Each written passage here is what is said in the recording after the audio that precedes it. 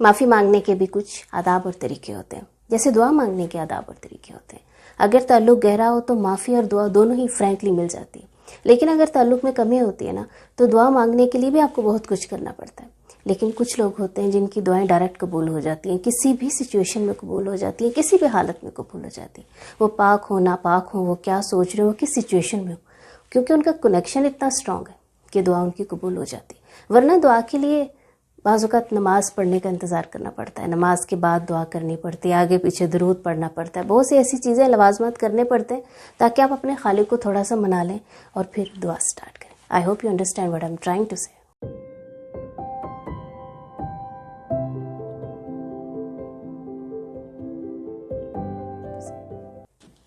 السلام علیکم ناظرین، میرا نام ہے زنیرہ اور آپ دیکھ رہے ہیں زینی ٹاکس۔ آج ہم بات کریں گے کہ سوری کا اصل مطلب کیا ہے، مطلب معافی کا اصل مطلب کیا ہے۔ اگر ہم غلطی کر لیتے ہیں تو ہم کیسے ہمت کریں معافی مانگنے کے، معافی مانگنے کے کیا فائدے ہیں، اللہ کی نظر میں معافی مانگنے والا انسان اتنا پسندیدہ کیوں ہے۔ معافی کا اصل مطلب کیا ہے؟ معافی کا اصل مطلب ہے کہ آپ نے جو غلط کیا اس پہ آپ شرمندہ ہیں۔ اب معافی مانگنے کے بھی کچھ پروسیس ہوتے ہیں، ان پروسیس سے گزر کے ہی آپ کو اس انسان سے بھی معافی مل سکتی ہے اور اس پروسیس سے گزر کے آپ کو اللہ تعالیٰ سے معافی مل سکتی ہے۔ تو میں آپ کو بتا رہی تھی کہ معافی مانگنے کے بھی کچھ پروسیس ہوتے ہیں، ان کو کمپلیٹ کرنا پڑتا ہے، تب جا کے آپ کو معافی مل سکتی ہے اس انسان سے بھی جس کے ساتھ آپ نے غلط کیا ہے اور اپنے رب سے بھی۔ تو نمبر 1 تھنگ، اگر آپ نے کوئی غلطی کی ہے تو اس کو ایکسیپٹ کیا جائے، مطلب ایکسیپٹنس۔ غلطی کر کے معافی مانگ لینا صرف یہ کوئی بہت بڑی بات نہیں کہ آپ نے غلطی کی اور معافی مانگ لی، مطلب ہے کہ آپ اس بات پر شرمندہ ہیں اور آپ اس بات پر شرمندہ رہیں گے جب تک آپ کو وہ معافی نہیں مل جاتی، جب تک اس انسان کا دل آپ سے صاف نہیں ہو جاتا۔ آپ اسے چڑھیں گے نہیں کسی بھی سچویشن میں، وہ آپ کو کسی طریقے سے بھی ڈیل کر سکتا ہے۔ تو ایک چیز ہمیشہ ذہن میں رکھیں، ایکسیپٹنس۔ یہ سب چیزیں آپ نے ایکسیپٹ کرنی ہے، مطلب آپ اس کو فورس نہیں کر سکتے کہ آپ نے معافی مانگی اور فوراً آپ کو معاف کرے۔ That person have full right to don't forgive you because آپ نے ظلم کیا ہے، وہ مظلوم ہے۔ تو ساری زندگی چاہے آپ کی لگ جائے، آپ اسی جذبے کے ساتھ، اسی شرمندگی کے ساتھ، اگر آپ نے رتی برابر بھی فرق پڑتا ہے تو آپ نہ معافی مانگنے والے ہیں نہ آپ کو معافی ملنے والی ہے۔ یہاں پر مثال دوں گی ہمارے انبیاء کی۔ سب سے بڑی مثال حضرت آدم علیہ السلام کی، ان سے غلطی ہوئی، ہم سب جانتے ہیں، بچپن سے ہم سنتے آئے ہیں کہ ہم نے سب اس سٹوری کو جانتے ہیں کہ حضرت آدم علیہ السلام کو جس چیز سے منع کیا گیا تھا، پہلی کریشن تھے نا اللہ تعالیٰ کی، تو اللہ تعالیٰ نے جب ان کو پیدا کیا، جب وہ کریٹ کیا، وہ جنت میں رہتے تھے، حضرت آدم اور بی بی حوا۔ وہ سٹوری میں آپ کو نہیں سناؤں گی، ہم سب جانتے ہیں۔ تو اللہ تعالیٰ نے منع کیا کسی چیز سے کہ آپ اس درخت کے پاس نہ جائیں، لیکن ایز اے ہیومن بینگ ایک کیوریسٹی ہوتی ہے کہ دیکھیں تو صحیح وہاں پہ کیا ہے۔ حضرت آدم گئے، حضرت آدم نے غلطی کی اور اس کے پھل کو چھوا، کھایا، جو بھی ہے، لیکن وہ اس پر اتنے شرمندہ ہوئے کہ وہ سالوں روتے رہے۔ اللہ تعالیٰ نے بہت عرصے بعد، بہت سالوں بعد ان کو معاف کیا، لیکن انہوں نے اپنی اس غلطی کو ایکسیپٹ کیا اور کرتے رہے۔ بہت سی مثالیں، حضرت یونس علیہ السلام کی مثال ہے، بہت سے ایسے انبیاء کی مثال ہے جنہوں نے غلطیاں کی اور جنہوں نے سالوں معافی مانگی۔ انہوں نے اس چیز کا نہیں دیکھا کہ ہمیں فوراً معافی مل جائے، ہم نے معافی مانگ تو لی۔ تو بات یہ ہے کہ اگر آپ نے غلطی کی ہے، آپ اس پر شرمندہ ہیں، آپ اس پر قائم رہیں۔ ہم کیسے ہمت کریں معافی کی؟ لیکن جب ہم نے غلطی کی، اس کی معافی مانگنا actually it's not a easy thing, یہ بہت ہی ڈیفیکلٹ کام ہے کہ آپ شرمندہ ہیں اور آپ نے معافی مانگی ہے۔ تو ہم کیسے ہمت پیدا کریں کہ ہم معافی مانگ سکیں؟ اگر آپ کو لگتا ہے آپ نے غلطی کی ہے، آپ پریشان ہیں، آپ شرمندہ ہیں اور آپ کی غلطی اسپیشلی ایک انسان کے ساتھ ہے، تو آپ کیا کریں گے؟ آپ کیسے اس بندے سے معافی مانگیں گے؟ کیسے اتنی ہمت پیدا کریں گے؟ تو میں ایک سوچ آپ کو بتاتی ہوں کہ میرا خیال ہے کہ اس دنیا کے معاملات اگر ہم یہاں پہ طے کر لیں تو وہ بہت زیادہ آسان ہے، معافی مانگنا بھی بہت آسان ہے۔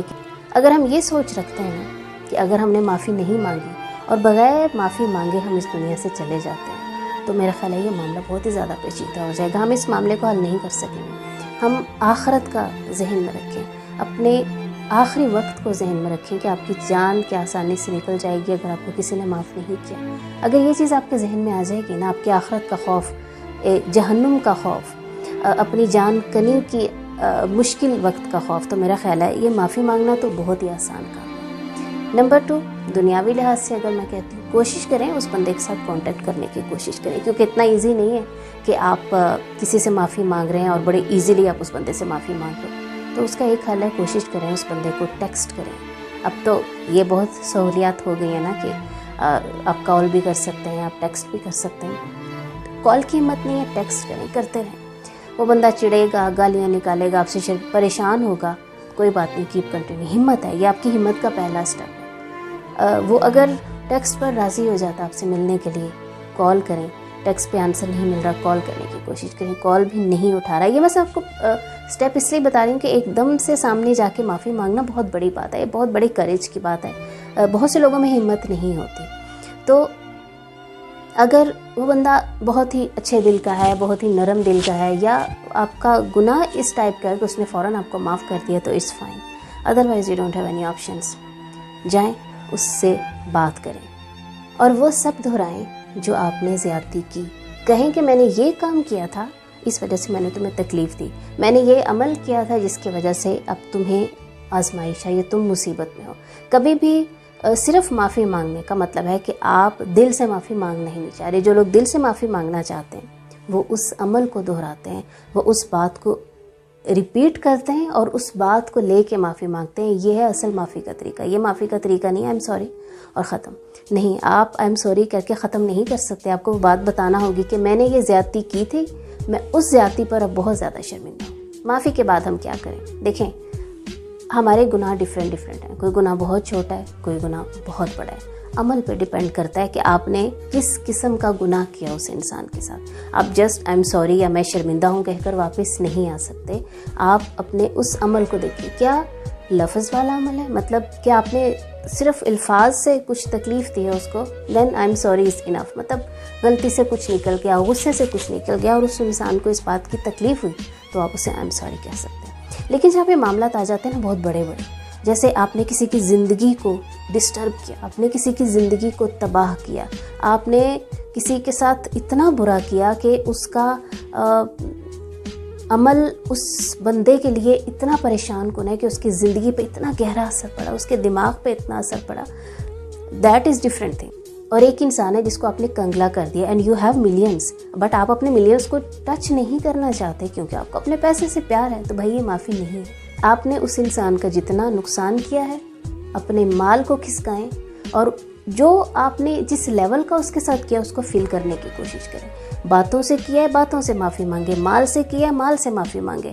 جس طریقے کا گناہ آپ نے کیا ہے آپ نے اس چیز کو ختم کرنا ہے. یہ آپ جانتے ہیں آپ نے کس قسم کا کیا ہے. آپ نے کسی کی بیٹی کو تکلیف پہنچائی ہے تو آپ اس کے پورے خاندان کا خیال رکھیں. میں نہیں جانتی, ہر بندے کی اپنی سچویشن ہوتی ہے. آپ نے کسی کی بیٹی کو تکلیف پہنچائی, آپ نے کسی کی بیٹی کی زندگی تباہ کی, اور آپ کو غصہ لگتا ہے, آپ کی بیٹی کے بارے میں کوئی لفظ بھی نہیں کہہ سکتا. جن کو تکلیف ہوتی ہے وہ کہتے ہیں, جنہوں نے یہ دکھ دیکھے ہوتے ہیں وہ کہتے ہیں, وہ بد دعا بھی دیتے ہیں. آف کورس وہ ان سب کا قصور نہیں ہے, قصور آپ کا ہے. تو آپ نہیں کہہ سکتے کہ اگر میری بیٹی کے ساتھ اگر یہ ہو گیا, اللہ نہ کرے میری بیٹی کے ساتھ نہ ہو. نہیں, یہ ایک مکافات عمل آ جاتا ہے اس میں. تو جیسا آپ نے کیا ایک تو ویسا اپنے بھگتنے کے لیے تیار رہیں. آپ نے کسی کو مارا ہے وہ آپ کو مار سکتا ہے, آپ نے کسی کو تھپڑ مارا ہے وہ آپ کو تھپڑ مار سکتا ہے. آپ کو اس کے تھپڑ مارنے پر غصہ نہیں کرنا. قصاص, قرآن میں قصاص کا بار بار ذکر کیا گیا. آنکھ کے بدلے آنکھ, کان کے بدلے کان, جان کے بدلے جان. اب اس بندے پہ ڈیپینڈ کرتا ہے کہ کہیں وہ زیادہ تو نہیں لے رہا. Each and every thing point کے لحاظ سے اللہ کو ہم نے جواب دینا ہے. آپ کے ساتھ کسی نے برا کیا ہے آپ کر سکتے ہیں. کیا آپ جانتے ہیں کہ معافی کے بہت فوائد بھی ہیں؟ میں آپ کو معافی کے فائدے بتاتی ہوں. اللہ تعالیٰ کا خاص انعام ہوتا ہے اس انسان پہ جو معافی مانگتا ہے. جو میں پوائنٹس بتا رہی ہوں نا, ان سب کو کمپلیٹ کر کے جو بندہ دل سے معافی مانگتا ہے اللہ تعالیٰ اسے کیا انعام دیتا ہے؟ سب سے پہلے اللہ اسے یہ انعام دیتا ہے کہ اس بندے کو عاجز بنا دیتا ہے. مطلب اس میں عاجزی پیدا ہو جاتی ہے, اس کا تکبر ختم ہو جاتا ہے, وہ متکبر نہیں رہتا, وہ سوشلی ایکٹیو ہوتا ہے, اس کو لوگوں کے ساتھ تعلقات خوشگوار رہتے ہیں, اس کے دشمنیاں کم ہو جاتی ہیں, دوستیاں بڑھتی ہیں, دل کو سکون ملتا ہے, اللہ کی قربت ملتی ہے. معافی مانگنے والا اللہ تعالیٰ کو اتنا پسند کیوں ہوتا ہے؟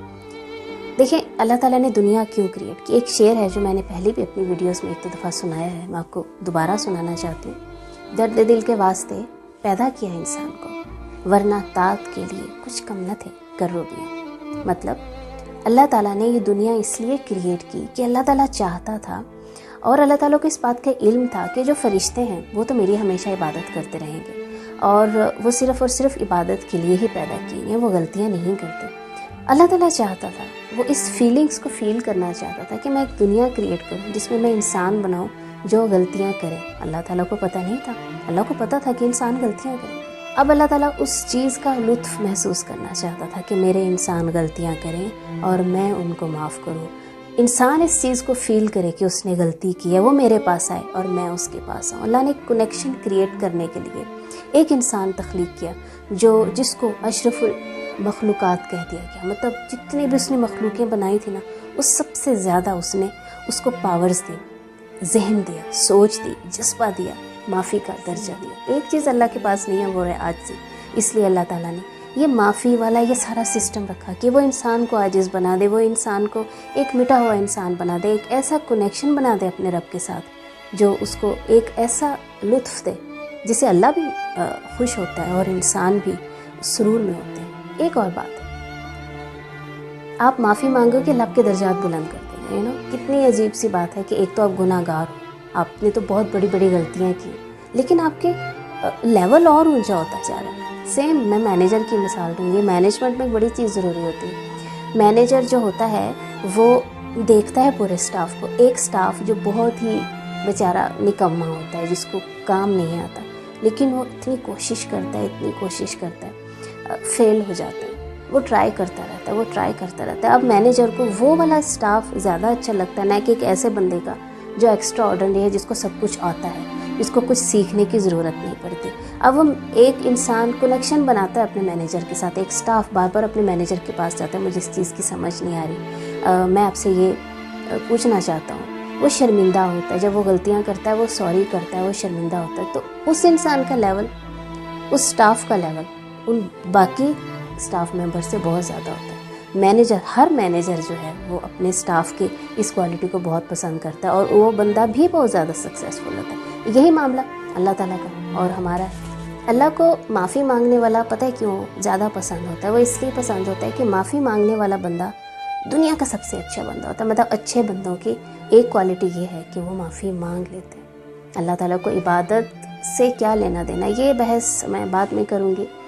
एक बंदा तहज्जुद पढ़ता है, रोज़ तहज्जुद पढ़ता है, नमाज़ें पूरी पढ़ता है, रोज़े रखता है, मतलब हर तरह के वो इबादत में अफसल है, लेकिन उसको इस चीज़ का एहसास ही नहीं कि उसने कितने लोगों को तकलीफ़ दी, उसने कितने लोगों का दिल तोड़ा है, या उसने कितने कितने जुल्म किए हैं। एक कॉमन सी सेंस है। क्या अल्लाह ताला उस इंसान के किसी भी इबादत को कबूल करेगा? नहीं करेगा। वही अल्लाह ने कहा है ना कि एक इंसान जो हराम कमाता है और वो मेरे घर में आता है और मेरे घर के चक्कर लगाता है, मैं उसकी तरफ देखता भी नहीं, वो क्या बोलता है मैं सुनता भी नहीं। वो इंसान जो किसी को तंग करता है, तकलीफ़ देता है, वो कितने भी सजदों में सर फोड़ ले, अल्लाह उसकी कोई नमाज कबूल नहीं करता। क़यामत वाले दिन वही सब नमाज़ें उन सब के मुँह पर मार दी जाएंगी, क्योंकि उनमें एहसास नहीं था, वो अपनी गलती को मानने वाले नहीं थे। अब वो डिपेंड करता है, अब अल्लाह पे डिपेंड करता है कि अल्लाह उस इबादत को किस चीज़ में शामिल करता है।